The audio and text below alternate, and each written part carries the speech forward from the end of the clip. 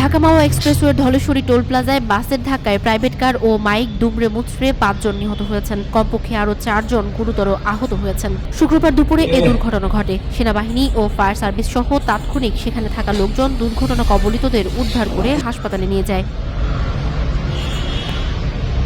প্রত্যক্ষদর্শী ও CCTV footage সূত্রে জানা গেছে, মাওয়াগামী প্রাইভেট কারকে পেছন থেকে ব্যাপারী পরিবহনের একটি বাস ধাক্কা দিলে প্রাইভেট কার এবং একটি মোটরসাইকেল দুর্ঘটনার কবলিত হয়। মোটরসাইকেল আরোহী একজন ঘটনাস্থলেই নিহত হন।